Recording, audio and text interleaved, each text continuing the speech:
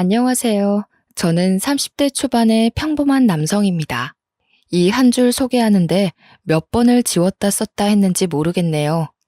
이렇게 글재주가 없지만 제 사연을 많은 분들께 들려드리고 싶은 마음에 용기를 내어봅니다. 특히 꼭 제 사연을 봤으면 하는 사람이 있거든요. 혹시 제 사연을 들어주시는 분들 중 가난을 겪어보신 분 있으신가요? 그렇다면 제 사연이 더욱 와닿으실 겁니다. 사람 사는 게 다 똑같다고 하지만 그것도 어느 정도 배가 부른 소리지 정말 배고픈 사람들은 이런 말을 못 꺼내지요.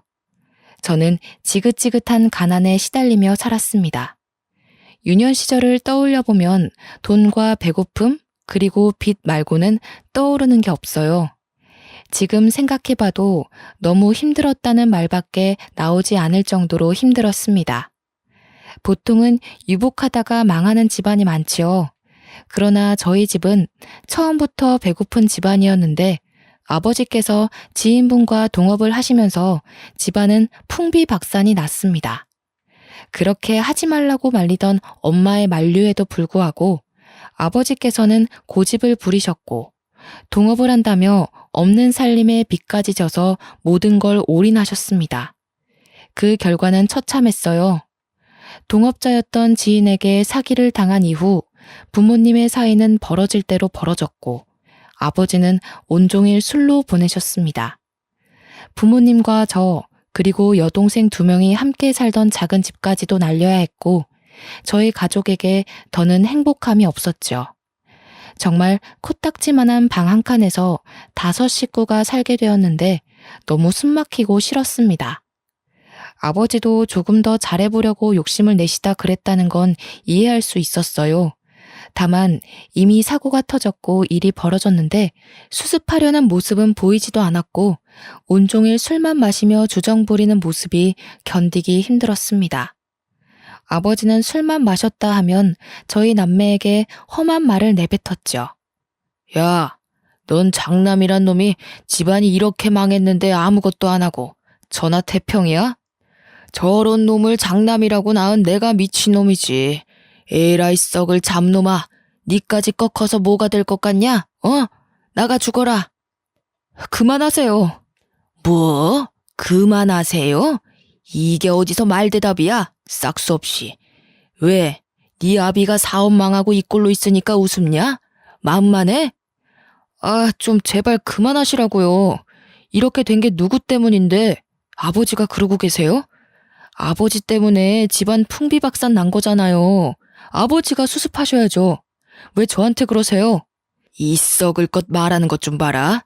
네가 나한테 안 맞은 지 오래됐지? 네가 아주 처맞고 싶어서 몸이 근질근질하지? 아버지가 무슨 자격으로 저를 때리세요? 제발 그만 좀 하세요. 이런 술주정도 이제 지겨워요. 상대해주고 싶지 않다고요. 장남은 저렇게 쓸모가 없고 딸년을 괜히 둘이나 낳아서 밥이나 축내고 어이구 내 팔자야. 아버지는 이해가 어려울 정도로 본인이 저지른 일에 저희 탓을 하셨습니다. 어떻게 이게 저희 탓이 되는 건지 이해할 수 없었고 그런 아버지가 너무 싫더라고요. 돈이 없지만 어떻게 겨우 차린 밥상을 뒤집으며 반찬이 이게 뭐냐고 난리를 치는 것도 한두 번이 아니었고 잘 자고 있는 여동생들을 발로 차며 깨워서 돈 벌어오라고 난리치는 것도 한두 번이 아니었죠. 저는 이런 아버지가 소름 끼칠 정도로 싫었고 저렇게 살 거면 차라리 길거리나 돌아다니면서 살았으면 좋겠다는 생각도 했고 우리 눈에 보이지 않았으면 하는 나쁜 생각도 했었습니다. 사람이 어쩜 저렇게 이기적인지 모르겠더라고요. 사업이 망하고 내내 안 좋은 모습만 보여주고 가족들을 더욱 고통스럽게 하던 아버지는 건강 악화까지 되시며 가족들을 더 절망에 빠뜨렸습니다. 돈도 없었고 치료 의지도 없었던 아버지는 결국 지병을 앓다 세상을 떠나셨죠. 아버지가 돌아가셨는데 놀랍게도 눈물이 한 방울도 나오지 않았어요. 왜냐면 아버지가 돌아가신 후 저희 가족에게 남은 건 감당할 수 없는 빚이었습니다. 모든 빚을 떠안게 된 후 저희 가족은 아버지의 죽음을 슬퍼할 겨를도 없이 도망 다녀야 했어요. 그 작은 집도 저희가 산다는 게 노출이 되어 하루에도 몇 번이고 빚쟁이들이 찾아와 부수고 협박을 했기에 도망가야 했죠. 결국 저희 가족은 다 무너져가는 집으로 이사를 하게 되었습니다. 이사라는 표현이 웃길 정도로 겨우 몸을 숨기고 잠을 잘 수 있는 곳이었죠. 이런 곳에 과연 사람이 살 수 있을까라는 생각이 드는 곳에서 지냈습니다. 다 무너져가는 집이라 비라도 오면 곳곳에서 빗물이 들어와 거의 밖에서 자는 것과 다를 바 없었어요. 그뿐 아니라 별의별 벌레들이 어찌나 많은지 벌레 무서워하던 여동생들도 어느새 적응을 해서 아무렇지 않아졌습니다. 아슬아슬하게 어떻게 살아가고 있었지만 사실 문제는 여기서 그치지 않았지요. 엄마께서는 워낙 몸이 약하셔서 긴 시간 일을 하는 건 무리였습니다. 거기다 밑에 있는 여동생 둘은 아직 학생이라서 돈을 벌 수도 없었어요. 결국 이 집안에서 돈을 제대로 벌 수 있는 건 저 하나였고, 저는 오전 일찍부터 새벽까지 하루 3, 4시간을 겨우 자면서 일을 했습니다. 피곤함에 찌들어 집에 들어오면 정말 씻고 바로 뻗기 바빴지만 가족들이 배를 굼지 않아도 된다는 생각 하나로 버티며 살았죠. 그러나 밑 빠진 독에 물 붓기도 아니고 이렇게 벌고 또 벌어도 모이는 거 하나 없이 늘 금전적으로 부족한 삶을 살아야 했습니다. 빚도 있다 보니까 벌어도 끝이 없었고 참 허무했어요. 저도 젊은 나이이고 말 그대로 청춘이라 놀고 싶은 날도 있었지만 그런 생각을 할 수도 없었죠. 몸 쓰는 일을 하며 너무 힘들다 보니 여러 가지 생각은 했었습니다. 제대로 된 취업을 하고 싶었지만 그럴 엄두도 내지 못했던 게 제가 단 하루라도 일을 하지 않으면 온 가족이 쫄쫄 굶어야 하는 상황이 오니까 욕심을 내지도 못했어요. 저 역시 안정적인 직업을 갖고 정해진 출퇴근 시간에만 일을 하고 싶었지만 그건 그냥 제 욕심이라는 걸 알았기에 시도조차 하지 않았죠. 그리고 막말로 취업을 할 수 있다고 해도 제가 능력이 없었기 때문에 번듯한 직장에 들어가는 것 자체가 무리였습니다. 그러니 그냥 현재의 제 삶에 만족하며 막리를 할 수밖에 없었어요. 제가 이 당시에 저 스스로에게 최면을 많이 걸었습니다. 일을 해서 먹고 사는 게 어디야? 라든지 나는 지금 가족을 위해 최선을 다하고 있고 충분히 훌륭한 사람이야. 같은 말들로 스스로를 위로했고 긍정의 힘을 얻으려 노력했어요. 이렇게 하지 않으면 제가 금방이라도 지쳐 쓰러질 것 같았죠. 그래도 외롭지는 않았던 게 제가 이렇게 고생하는 걸 엄마와 여동생들이 알아줬거든요. 늘 힘들게 일하고 오면 다 무너져가는 작은 집에서 가장 편한 자리에 그나마 좋은 이부자리를 펴두고 제가 쉴 수 있는 공간을 마련해줬습니다. 그뿐 아니라 없는 형편에 먹을 것도 별로 없는 우리 집 반찬에 가장 맛있고 좋은 반찬은 늘 저를 위해 빼두곤 했지요. 어떻게 보면 별거 아니라고 생각할 수 있지만 그 당시 저희 집 형편을 생각해보면 정말 대단한 일이었고 저를 배려해 준 거였습니다. 또 제게 돈을 받는 걸 당연하게 여기지 않아서 그나마 제가 위안을 삼을 수 있었습니다. 오빠, 정말 미안한데 나 용돈 조금만 줄 수 있을까? 오빠가 힘들게 일하는 거 다 알고 있어서 용돈 진짜 아껴서 썼는데 저번에 문제집을 잃어버려서 다시 사느라 돈이 조금 부족해서. 그래? 그런 거면 오빠한테 진작에 말하지. 돈 아예 없었을 거 아니야. 응, 그냥 걸어서 왔다 갔다 했어. 차비라도 아끼려고. 미안해, 오빠. 오빠도 힘들게 버는 돈인데 내가 함부로 써서. 나중에 내가 더 커서 돈 벌면 꼭 오빠한테 갚을게. 뭘 또 갚는다고 그래. 그냥 제대로 공부해서 성공만 해. 너희가 성공하는 게 오빠 도와주는 거야. 우리 아들 힘들지? 그래도 이번에 생활비가 좀 여유가 있어서 다음 달에 생활비 전부 안 줘도 괜찮을 것 같아. 엄마가 능력도 없고 몸도 아픈 엄마라서 미안해. 왜들 그래? 난 괜찮아. 그냥 우리 가족 조금만 더 고생하다 보면 좋은 날이 올 거니까 모두 힘내보자. 가족들은 모두 제가 주는 아주 작은 돈도 아껴 쓰고 또 아껴 썼고 저는 그걸 알기 때문에 제가 벌어서 온 가족이 먹고 살아도 불만이 없었습니다. 이런 부분에는 불만이 없었지만 뭔가 큰 돈을 벌고 싶다는 욕망이 있었어요. 제가 조금 더 여유롭게 벌면 분명 우리 가족이 더 여유로운 상황이 될 걸 알았기에 욕심이 났습니다. 그래서 늘 일을 하면서도 어떻게 하면 돈을 더 벌 수 있을까라는 생각을 했었죠. 그러던 중 동네에 이상한 무언가가 생겼습니다. 규모가 꽤 큰데 마트도 아닌 것이 문구점도 아닌 것이 온갖 것들이 다 파는 곳이었죠. 이 동네에 저렇게 큰 마트가 생기면 돈을 못 벌 텐데 라는 걱정이 앞섰습니다. 워낙에 주머니를 쉽게 열지 않는 사람들이라 도보 10분 거리에 있는 시장보다 저렴한 게 아니라면 누구도 발길을 하지 않을 텐데 하는 쓸데없는 걱정을 했네요. 그러나 예상외로 거기를 직접 다녀오신 엄마의 반응이 너무 좋았습니다. 동호야, 집 들어오는 사거리에 마트 같은 거 생긴 거 봤니? 오늘 가봤는데 정말 너무 괜찮더라. 엄마가 이것저것 반찬거리 좀 사고 계산하려고 했더니 글쎄 뭐라는 줄 알아? 아, 거기 오면서 보긴 했는데 거기 마트야? 근데 왜? 뭐라는데? 얼마냐고 했더니 편하게 알아서 내라고 하더라. 그래서 엄마가 놀라가지고 쳐다보니깐 씩 웃으시면서 절반씩만 내고 가래. 세상에, 채소들 상태도 신선하고 좋은데 너무 저렴하더라고. 앞으로 거기서만 사야겠어. 아, 진짜? 뭐야, 그렇게 반값에 팔면 뭐 남는 게 있나? 이상한 곳이네. 아무렴 우리 형편에 그런 곳이 가깝게 있으면 너무 좋은 일이지. 물론 그건 맞는 말이지. 다행이네. 나도 한번 가봐야겠다.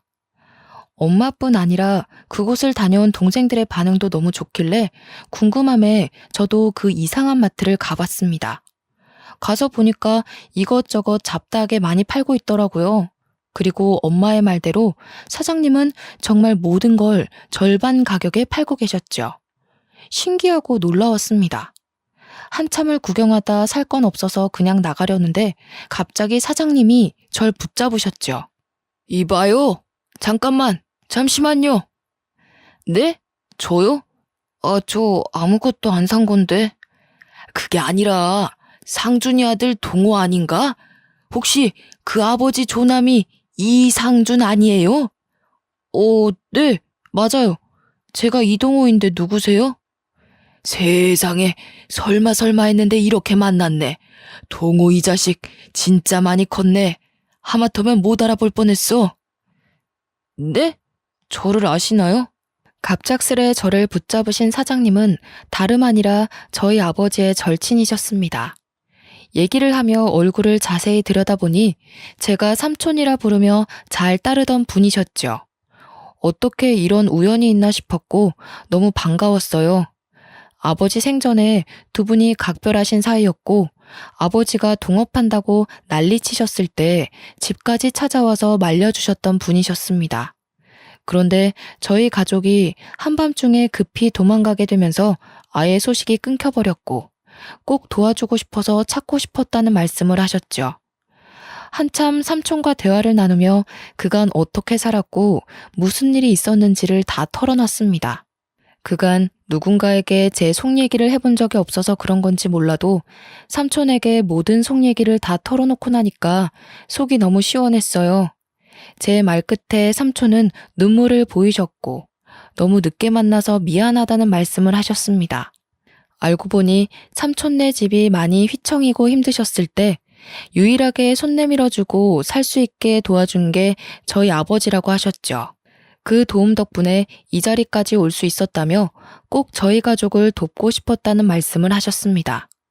삼촌은 저희 가족 생계가 힘든 걸 아셨고 제가 일정한 직업이 아니라 막노동을 하며 힘들게 돈을 벌어 가족들을 먹여 살리는 걸 아셨죠. 그래서 제게 삼촌이 차리셨던 그 가게를 주셨습니다. 분명 동네 슈퍼마트 같은 느낌이지만 잡다한 게 다 있기 때문에 돈을 편하게 벌 수 있을 거라고 하셨고 이 가게를 운영하면서 제가 하고 싶었던 것들을 조금씩 해보라고 하셨죠. 그럴 게 아니라 동호 너가 이 가게 맡아서 해봐. 명의도 너한테 싹 다 넘겨줄 테니까 열심히 해봐. 절대 돈을 못 버는 곳은 아니니까 지금보다 여유롭고 편하게 살 수 있을 거야. 네? 이 가게를 주신다고요? 그래. 가게 매출도 있지만 땅값도 장난 아니다 너. 내가 너희 아버지한테 받은 게 참 많아서 그래. 어떻게 보면 내 목숨 살려준 놈이기도 하지. 나는 이렇게 살아가게 만들고 그놈은 그렇게 떠날 줄 누가 알았겠냐고. 삼촌, 진짜 감사해요. 이걸 어떻게 보답해야 할지 모르겠네요. 솔직히 안 받는 게 맞는데 저 욕심 좀 내고 싶어요. 너무 힘들거든요. 너 임마, 그럴 자격 충분히 있어. 앞으로 뭘 하든 욕심내면서 살아. 그리고 앞으로는 자주 연락하고 얼굴 보면서 지내자 동호야. 힘든 일 있으면 삼촌한테는 꼭 털어놓고, 알겠지? 하루아침에 나타난 삼촌의 존재는 제게 너무 큰 힘이 되었습니다. 덕분에 저는 동네 슈퍼의 사장이 되었고 그간 힘들게 하던 일과는 다르게 나름 편하게 일을 할 수 있었죠. 그런데 이게 또 사람 욕심이라는 게 막상 편한 일을 하면서 몸이 쉬니까 딴 생각이 들더라고요. 엄마, 내가 지금 여기서 카운터나 보고 물건 채울 게 아니라 이걸 애들이나 엄마한테 맡기고 난 다른 일을 해서 돈 버는 게 맞지 않을까 싶어요. 그래야 돈이 더 모일 것 같은데. 제 고민은 딱 이거였고 전 망설임도 없이 그냥 바로 투잡을 했습니다. 오전에는 물건을 채우고 힘쓸 일이 많아서 제가 가게를 봤고 오후에 제가 배달 일을 하러 가면 동생들과 엄마가 번갈아 가면서 가게를 봐줬죠. 이렇게 하니까 저는 저대로 배달 일을 해서 돈을 벌 수 있었고 가게는 가게대로 운영이 되니 꽤 돈이 모이기 시작했습니다. 그간 제가 벌어다 주는 돈만 써서 늘 미안해하던 가족들도 뭔가 보탬이 된다는 생각에 많이 기뻐했어요. 특히 몸이 약한 저희 엄마는 온종일 집에만 있기 참 갑갑해 하셨어서 너무 좋아하셨습니다. 엄마 몸에 물이 안 갈 정도로만 일하고 애들한테 맡기고 집 가서 쉬어. 알겠지? 괜히 무리해서 병원 가면 병원비가 더 나와. 알겠어. 걱정 마, 아들. 근데 엄마는 집에 있는 것보다 가게 나와 있는 게 훨씬 좋아. 사람들도 만나고 대화도 하고 뭔가 이제야 살아있는 기분이 들어. 네 아빠가 한평생 속만 썩이다 간 줄 알았더니 이렇게 좋은 친구를 둬서 참 다행이지 싶다. 그렇지 아들? 그렇긴 하지. 무엇보다 삼촌이 이렇게까지 도와줄 필요가 없는데 도와주셔서 너무 감사하지. 다음 달 되면 밥 한 끼 같이 먹기로 했으니까 그때 엄마도 같이 먹어. 오랜만에 인사도 할 겸. 저희 가족은 정말 몇 년 만에 웃음을 되찾았습니다. 하하호호 가족들이 둘러앉아 저녁을 먹기도 했고 별로 재미도 없는 얘기들이 어찌나 재밌던지 한참을 깔깔거리며 웃기도 했지요. 이제야 사람 사는 것 같은 기분을 느끼고 있었어요. 그런데 뭔가 이상한 일이 벌어졌습니다. 여동생과 엄마가 업무를 해주고 난 후 가게 상황에 대한 인수인계를 제게 해줬을 때 한 번도 문제가 된 적이 없었어요. 그러나 어느 날부터 여동생들이 가게를 맡는 시간대에만 자꾸 물건이 없어지고 계산도 틀렸습니다. 저는 이 문제로 동생들에게 진지하게 물어봤죠. 며칠 내내 너희가 가게 볼 때만 자꾸 계산도 틀리고 물건 수량이 안 맞거든? 처음에는 너희가 계산을 잘못한 줄 알고 그러려니 했는데 점점 시간이 지날수록 이건 단순 계산 실수가 아니야. 우리도 모르겠어. 진짜 그 시간대에 손님이 많은 것도 아니고 오는 사람들만 오는데 뭐가 문제인지 진짜 모르겠어. 확실한 건 아니지만 혹시 누가 물건을 훔치거나 그런 거 본 적 없어? 봤는데 너희가 무서워서 아무 말도 못하고 그러는 거 아니야? 오빠한테는 솔직하게 말해도 돼. 괜찮으니까. 아니야. 진짜로 그런 사람 없었어. 문제 자체가 없었다고. 있었으면 우리가 말했지. 우선은 당분간은 오빠가 아예 가게를 볼게. 이거 지금 하루 이틀 마이너스 나는 거 합쳐보면 절대 적은 금액이 아니거든? 동생들에게 물어봤으나 전혀 이상한 게 없었다기에 하는 수 없이 배달 일을 잠깐 쉬고 일주일간 제가 가게를 온종일 보기로 했습니다. 마이너스 나는 금액뿐 아니라 사라지는 물건들을 합쳐보면 손해가 이만저만이 아니었거든요. 분명 누군가가 물건에 손을 대고 있는 게 분명하다는 생각이 들었기에 범인을 잡아야 했습니다. 아침부터 밤까지 가게에 있었는데 이게 참 여간 지루한 게 아니었어요. 저는 그동안 몸 쓰는 일을 해서 그런지 이렇게 편하게 앉아서 시간을 보내는 게 쉽지 않았죠. 그래도 좋았던 건 온종일 가게에 있으니 동네에 돌아가는 상황을 알고 싶지 않아도 다 알게 되더라고요. 누구네 집 손주 일부터 시작해서 다들 어떻게 살고 있는지 정겨운 얘기들이 오고 가는데 듣는 재미가 있었습니다. 동네가 좁고 이곳에서 오래 살아서 온 동네 사람들이 다 아는 사람이었거든요. 그래서 처음에 제가 이 가게를 운영한다고 했을 때 저희 집 사정을 뻔히 아는 이웃들은 한마음 한뜻으로 잘 됐다며 많은 응원을 해줬죠. 저희 가게에서 조금만 더 가면 규모가 훨씬 큰 슈퍼마트가 있었는데 저희 사정을 잘 아는 이웃분들은 모두 저희 가게를 들려주셨어요. 그렇기 때문에 늘 가게 물건에 더 신경을 썼고 보다 저렴하게 판매하려고 노력을 했어요. 그런데 제가 가게를 보고 있던 중 원래대로라면 동생들이 있어야 할 시간에 낯선 얼굴이 보였습니다. 오늘 옆집 저녁 반찬이 뭔지도 아는 이 동네에서 제가 생전 처음 보는 여자가 들리는 거예요. 언뜻 보기엔 제 또래 같았어요. 그 여성은 이제 막 아장아장 걷는 듯한 여자아이의 손을 잡고 가게로 들어왔고 이리저리 한참을 둘러보며 저를 힐끔힐끔 봤습니다.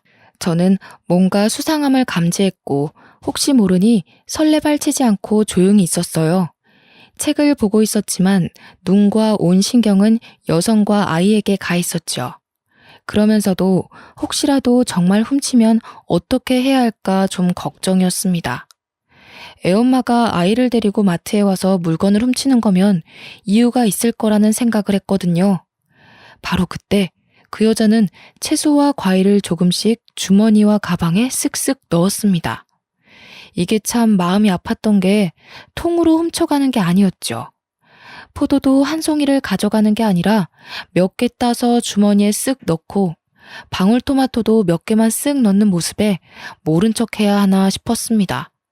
이어 아이가 갖고 놀 장난감도 쓱 넣더니 속도가 붙었는지 갑자기 조금씩 눈치 보며 쓱쓱 훔쳤죠.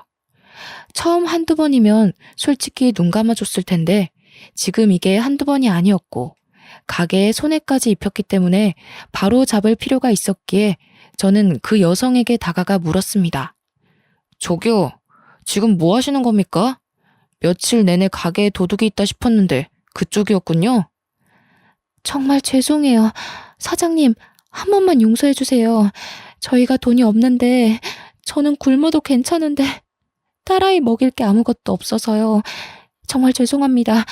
잘못인 거 알고 있고 범죄인 것도 알아요. 제가 꼭 갚을게요. 아니, 훔칠 거면 뭐 제대로나 훔치지 이게 뭡니까? 아, 참, 그 실례지만 애기를 혼자 키우시는 거예요? 이렇게 돈이 없으면 아이를 어떻게 키워요? 그게 애 아빠가 돈을 다 들고 도망갔어요. 하루아침에 그렇게 도망가고 저랑 딸한테 남은 건 그 인간이 사고치고 남은 빚뿐이라 지금 이 동네에 숨어서 살고 있네요. 정말 죄송해요. 애가 너무 어려서 일도 못하고 있어서 너무 죄송합니다. 네? 아유, 뭐 저도 이 동네 아버지 때문에 도망와서 숨어 살았던 게 시작이라 참 모른 척하기가 그렇네요. 저기 이렇게 훔치지 말고 유통기한 임박한 제품들은 그냥 줄 수 있으니까 앞으로는 와서 당당하게 가져가세요. 애기도 이것저것 맛있는 거 많이 해주시고 그래야 무럭무럭 크죠. 네? 아니에요. 그렇게까지 안 해주셔도 괜찮아요. 이미 면목이 없는데요. 저도 배고팠던 시절이 있어서 잘 압니다. 조금이라도 형편 나은 사람이 도와야 풀리지 안 그러면 막막하잖아요. 괜찮으니까 가게 와서 가져가세요. 저희 엄마랑 동생들한테도 말해둘게요. 정말 감사해요, 사장님. 정말로 너무 감사합니다. 제가 꼭 잊지 않고 보답할게요. 절대로 잊지 않을게요. 너무 딱 애엄마 사정을 무시할 수 없었습니다. 자세히 들어보니 남편이 정말 하루아침에 흔적도 없이 다 들고 도망을 갔다던데 홀몸도 아닌 저 어린아이를 데리고 뭘 할 수 있을까 싶었죠. 저야 뭐 제가 벌어서 가족들을 먹일 수야 있었는데 이쪽은 애엄마가 일도 못하는 상황이니 막막할 것 같았습니다. 그래서 말로는 유통기한 임박한 제품을 주겠다고 했지만 제 사비를 들여서 아기들이 먹는 것들을 따로 발주를 넣어서 애엄마에게 무료로 줬어요. 그게 미안했는지 가끔은 저희 가게에 올 때 맛있는 간식을 해서 왔다고 합니다. 물론 저는 배달 일을 다시 시작하고 있었기에 동생들과 엄마만 맛을 봤죠. 제가 동생들과 엄마에게 이걸 말했을 때도 아주 잘했다면서 오면 부담스럽지 않게 도와줘야겠다는 말을 했어요. 저희 가족 모두가 처참할 정도로 가난이 뭔지 너무 잘 아니까 모두가 도와주고 싶었습니다. 그렇게 제 사비까지 들여 애엄마를 도운 게 2년이란 시간이 흘렀어요. 2년간 많은 변화들이 있었습니다. 제 동생들은 대학 입학을 했고 저랑 엄마는 다 무너져가는 집이 아니라 번듯한 집으로 이사를 했죠. 집안 사정은 많이 좋아졌고 가족들의 얼굴도 행색도 모두 좋아졌어요. 그리고 2년간 도와줬던 애엄마의 딸아이도 무럭무럭 자라서 옹알이를 하던 게 말도 똑부러지게 하고 아주 많은 변화들이 있었습니다.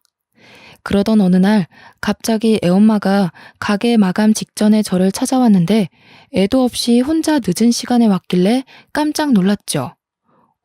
뭐예요? 아영이는 어디에 두고 이 시간에 혼자 왔어요? 무슨 일 있어요? 저 사장님께 드릴 말씀이 있어서요.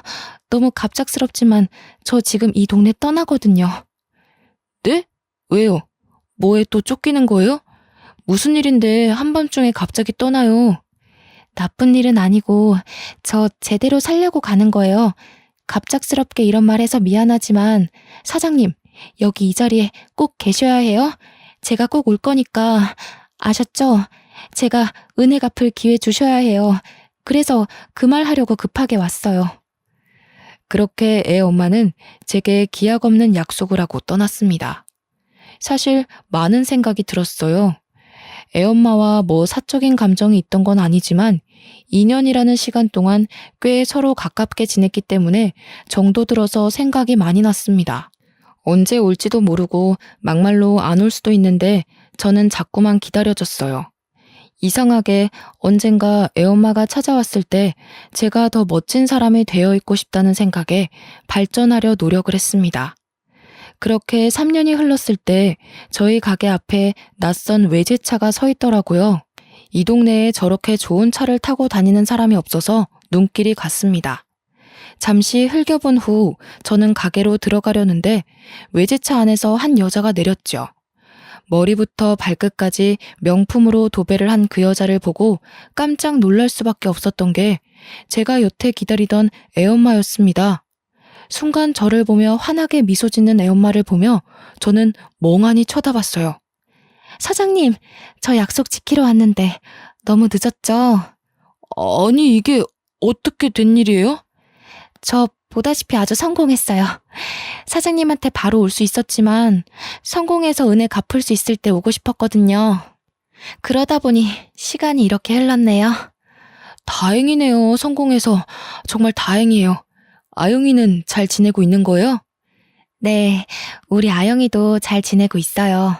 사장님, 이제 마감하면 회포나 풀로 갈까요? 제가 정말 근사한 저녁 대접할게요. 갑자기 나타난 애엄마는 정말 놀라울 정도로 성공해서 돌아왔습니다. 들어보니 애엄마는 원래 애아빠랑 옷 장사를 같이 하고 있었다고 해요. 그런데 아이를 낳고 애아빠가 딴 마음을 먹기 시작했다고 하더라고요. 애엄마가 자꾸 비밀번호 같은 걸 깜빡깜빡하니까 본인 다이어리에 통장 비밀번호랑 계좌번호를 세세하게 적어놨었다고 합니다. 근데 그걸 남편이 보고 돈을 훔쳐 달아난 거지요. 애아빠는 심지어 결혼하자마자 애엄마의 친정엄마가 가진 건물을 자기가 관리하겠다며 고집을 피울 정도로 재산에 눈독을 많이 들였다고 합니다. 이미 그 건물 1층엔 음식 장사하는 다른 사업주도 있었는데 그걸 일방적으로 계약 파기를 시키라고 난리를 피웠다고 하더라고요. 친정은 돈이 많은데 친정 부모님이 하나도 베풀지 않는다는 생각에 가족을 버리고 애엄마의 돈을 택한 겁니다. 부모님이 그 남자랑 결혼은 절대 하지 말라고 했는데 제가 정말 사람 보는 눈이 없어도 너무 없었죠. 저는 친정 부모님 도움 없이도 어떻게든 살아보려고 남편이랑 옷장사를 같이 시작한 건데 그런 남편 눈에는 제가 참 멍청해 보인 거죠. 그냥 친정 부모님이 주는 재산 따박따박 받아먹고 살면서 편하게 살면 되지. 왜 이렇게 쓸데없는 고집을 피우냐면서요. 결혼하자마자 지독하게 싸우기 시작했는데 남편이 하필 제 통장 비밀번호를 알아내서는 제 통장 잔고를 확인하고 저를 버렸어요. 친정엄마가 사실 새엄마였던 탓에 한 푼도 지원받지 않고 자수성가하려고 했던 애엄마의 꿈은 좌절되고 말았어요. 심지어 애아빠가 개인 신용대출을 2억 넘게 받고 도망쳐버린 바람에 달아난 애아빠를 찾으려고 빚쟁이들에게 쫓기는 신세까지 되었더라고요. 물론 옷사업도 망하고 자금도 없던 탓에 살 곳조차 없었던 애엄마는 결국 친정집에 들어가서 모든 사실을 말하고 법적 조치를 전부 취했다고 해요. 작정하고 숨어버린 애아빠를 찾기 위해 흥신소의 힘을 빌려 사람을 찾아냈고 2년간의 법정 공방 끝에 빼앗긴 돈을 받아냈다고 해요. 그리고 접었던 옷사업을 다시 시작했고 임산부가 입어도 될 만큼 편안한 옷을 타겟으로 잡아 팔았더니 대박이 난 겁니다. 원래도 감각이 좋았던 애엄마가 체형에 상관없이 이쁜 옷을 찾아내기 위해 동대문에서 발품을 팔았고 이후엔 77 사이즈 이상의 사람들도 편하게 입을 수 있는 옷을 자체 제작해서 팔았더니 떼돈을 벌게 된 거죠. 애엄마가 홀로 아이를 키우면서 그 험난한 역경을 겪었을 걸 생각하니 참 마음이 쓰렸습니다. 현재 애엄마의 모습과 제가 도와줬을 때 애엄마의 모습이 겹쳐 보이면서 묘한 감정이 들었어요. 그 당시에는 표정도 없었고 주눅이 잔뜩 들어서 살짝만 톡 하고 건드리면 금방이라도 눈물을 쏟을 것 같았는데 이렇게 성공한 모습으로 찾아와줘서 제가 다 고마웠습니다. 정말 당찬 모습을 보면서 웃는 게 이렇게 아름다운 사람이었구나를 느끼며 긴 회포를 풀던 중 애엄마는 제게 반복해서 한 말이 있었죠. 꼭 성공했을 때 떳떳하고 멋진 모습으로 저를 찾아오고 싶다는 말입니다. 저 솔직히 몇 년 동안 너무 힘들고 포기하고 싶었던 순간이 한두 번이 아니었거든요. 근데 그럴 때마다 어떻게 버틴 줄 아세요? 아영이 생각해서요? 물론 그것도 맞지만 저 사장님 생각하면서 버틴 거예요.